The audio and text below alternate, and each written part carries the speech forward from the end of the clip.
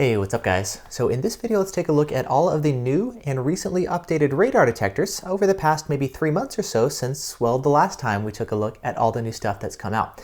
Now, since that time, there's been a couple new radar detectors that have either been announced or already introduced and are available on the market, and there's been a bunch of updates to improve the capabilities of all of the existing radar detectors. Let's go ahead and just jump right in and start talking about them. Now, probably the biggest thing to talk about is the announcement of the Uniden R7. It's pretty much a Uniden R3 with a bunch of improvements, including, well, the biggest thing, of course, is arrows. Unlike the R3, it now adds arrows to help us determine where the signals are coming from. It also has a number of different changes, many of which are hardware-based. There's things like a new case design. It's got a wider K-band frequency range that it can scan for. It adds an ambient light sensor, so the auto-dimming display now works just based off of light levels instead of GPS and time.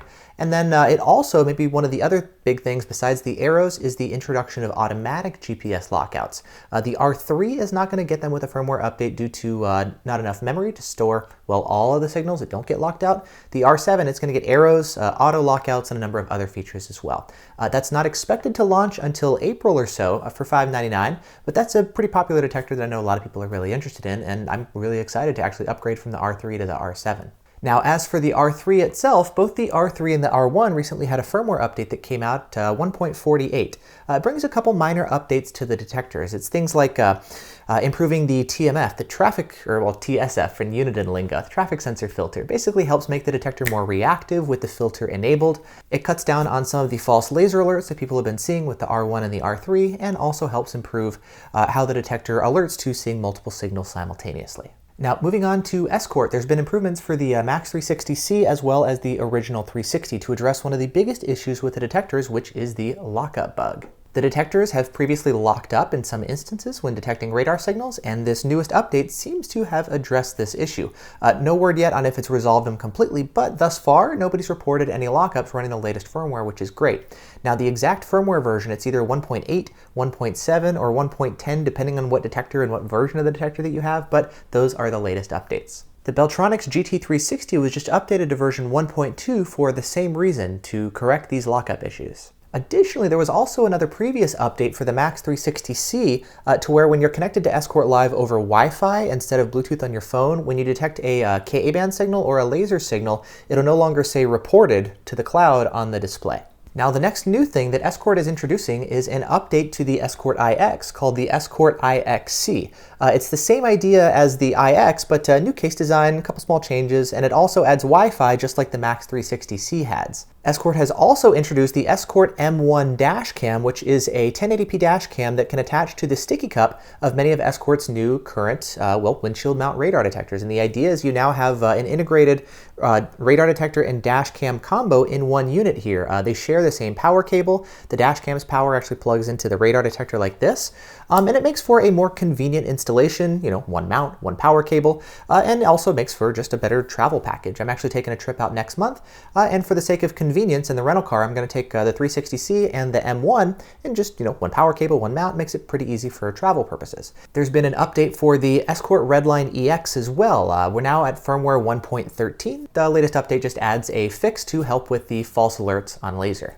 On a similar note, the Redenso Pro M has recently been updated to firmware US 16, and well, like the Redline EX, the latest update helps to reduce some of the false laser alerts that the Pro M would otherwise experience. Moving on to the RCM, the remote version of the Pro M. That has actually had a new update. We're at firmware US 13, and that helps to improve some of the integration capabilities if you're pairing it with the anti-laser priority laser jammer. This latest update basically allows you to reset the factory default settings for your jammer, where before that feature didn't actually work, and now you can actually go into the RCM and reset all of your settings for the ALP through the RCM itself. Speaking of the RCM, the company Radar Mirror actually has some cool integration capabilities to integrate the RCM display into your vehicle's rearview mirror as well. Now, moving on to laser jammers, we've got the ALP, and we're now at firmware 5.5.1/8.1.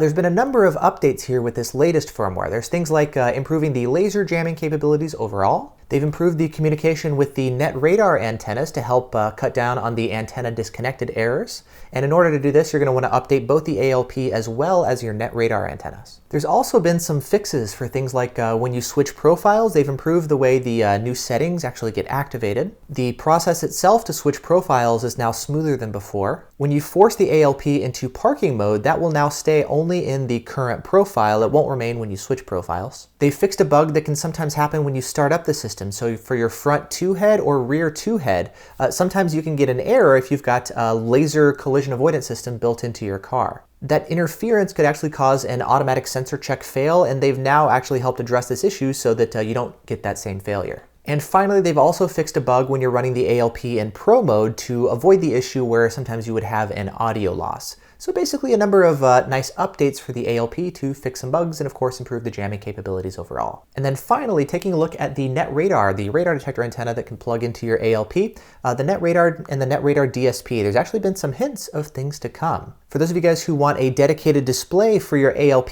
kind of like Redenso has, but you like it with the Net Radar DSP, word is they're actually working on a dedicated hardware display for the ALP and Net Radar DSP. Additionally, that's something that looks like it's going to be coming out once Escort's patent on automatic GPS lockout expires. Once that's done, then that new display, it looks like, from what I can tell, and again, we'll still have to see in the future, but it looks like once we get the new display, the Net Radar DSP should also get automatic GPS lockouts without requiring our phone, which would be really nice. And so that's maybe something to look for down the line. No word on exactly when that's going to come out, but maybe sometime before the end of the year or so. Anyways, that's just a quick look as far as all the new radar detectors that have come out over the past couple months, as well as the different updates that we've seen for all of the top radar detectors in the market. If you have any questions, please feel free to ask and let me know. Other than that, thanks for watching. I hope you guys have enjoyed this video, and I'll see you in the next one. Bye. The latest update here helps to help. And it also adds Wi-Fi just like the Max 360C has.